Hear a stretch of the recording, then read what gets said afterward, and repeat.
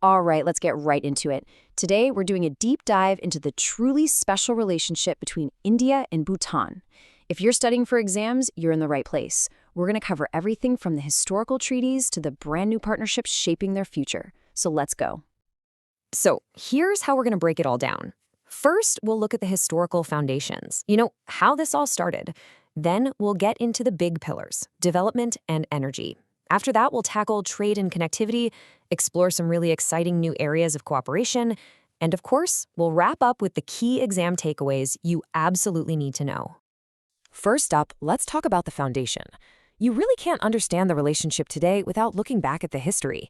It all started with a really important treaty that has been the bedrock of their friendship for decades.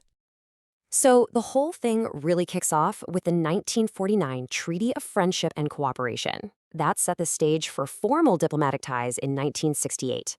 But the real game changer, and a key date to remember, is 2007. That's when the treaty was updated. It got rid of an old clause that said India had to guide Bhutan's foreign policy. This was a huge step, really showing a partnership of equals and paving the way for some incredible moments, like what we saw in 2024. And look, this relationship isn't just about treaties and documents. It's built on a real human connection. There are constant high-level visits back and forth. Leaders from both countries are always in dialogue. This regular exchange is without a doubt a cornerstone of their special bond. And that brings us to something truly historic. In March of 2024, Prime Minister Modi was awarded the Order of the Druk Gyalpo. This is Bhutan's highest civilian honor, and he was the first foreign leader ever to receive it. For your exams, this is a golden nugget of information. It's a massive symbol of the deep respect and strength of this friendship. Okay, so we've got the foundation. Now let's see how that friendship looks in the real world. We're moving on to the concrete pillars of their cooperation: development and energy. This is where you can really see India's role in helping build Bhutan's future. Wow, this chart really tells the whole story, doesn't it? India is hands down Bhutan's #1 development partner. For Bhutan's 12th five-year plan, India provided a grant of 5,000 crore rupees. But look at the jump for the 13th plan. It's doubled to 10,000 crore rupees. That's a powerful visual of just how deep India's commitment is. So where does all that money go? Well, it's not just a blank check. It's channeled through specific mechanisms, and these are terms you'll want to know. You've got project-tied assistance, or PTA, for big infrastructure projects. Then there are high-impact community development projects, HICDPs, for more local, grassroots stuff. And finally, an economic stimulus package, or ESP, to give the whole economy a nice boost. Now, let's talk about what many people call the jewel in the crown of this relationship: hydropower. This is the perfect example of a win-win partnership.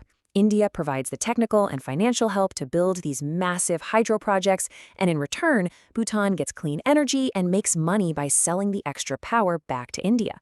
It's a brilliant model. So far, India has helped complete 5 major hydropower projects. Now, I know these names can be a bit of a mouthful, especially under exam pressure. So I've got a little trick for you, a mnemonic to help you remember them. Clever kings take major power. That's for Chuka, Kurichu, Tala, Mangdachu, and Punatsangchu too. Say it with me. Clever kings take major power. All right, moving on from energy, let's talk about the economic lifeline of this relationship. We're looking at trade and all the new projects being built to connect these two neighbors even more seamlessly. This chart right here, wow, it shows you just how massive India's role is. In 2024, almost 80% of Bhutan's entire trade was with India. That's incredible. We're not just talking about a top trading partner. We're talking about deep, fundamental economic integration. And if you're wondering what that nearly 80% looks like in actual money, here it is. In 2024, the total trade between the two countries was worth over 12,600 crore rupees. That number really gives you a sense of the scale we're talking about here. And that trade is only going to get bigger, thanks to some major new connectivity projects. The one you absolutely have to remember is the Kokrajhar-Gelifu rail link, along with other rail links and new immigration posts, and even an inland waterway terminal. These projects are basically India's neighborhood-first policy in action, building the physical links to make trade and travel easier for everyone. But hey, this partnership isn't just stuck in the past with traditional things like trade and hydropower. It is absolutely evolving. It's moving into new frontiers to meet the challenges and opportunities of the 21st century. This slide is the perfect snapshot of how modern this partnership has become. On one side, you have space cooperation. They literally launched a joint satellite together. And on the other, you have fintech, making it super easy to make digital payments across the border with things like RuPay and BIM UPI. So from satellites way up in orbit to the digital wallet in your pocket, this is a partnership that's built for the future. Okay, now this is a really important one, so listen up because you'll definitely be hearing more about it. The Galefu Mindfulness City. This is a massive visionary project from the King of Bhutan.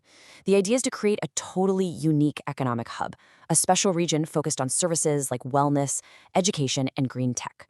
It's designed to be a magnet for investment and talent, and India has thrown its full support behind it. It's a potential game changer. And another key initiative you should know about is the Gyealsung National Service. It's a new, mandatory one-year training program for all young Bhutanese when they turn 18.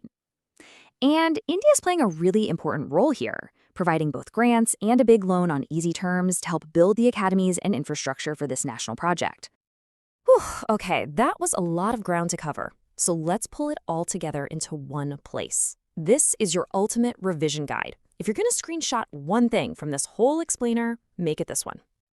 All right, let's lock these in. First, the treaty. It's the 1949 Friendship Treaty with that crucial revision in 2007. Second, the highest honor. Remember, the Order of the Druk Gyalpo given to PM Modi in 2024. Third, the aid. That grant for the 13th five-year plan is a massive 10,000 crore rupees. Fourth, hydropower. 5 completed projects. Don't forget our mnemonic. Clever kings take major power. Fifth, trade stats. India is the top partner, with about an 80% share worth over 12,600 crore rupees. Sixth, connectivity. The big one to remember is the Kokerjar-Galefu rail link. And finally, the new initiatives. That's the support for Galefu Mindfulness City and the Gyealsung program, plus the digital partnership with BIM UPI and RuPay.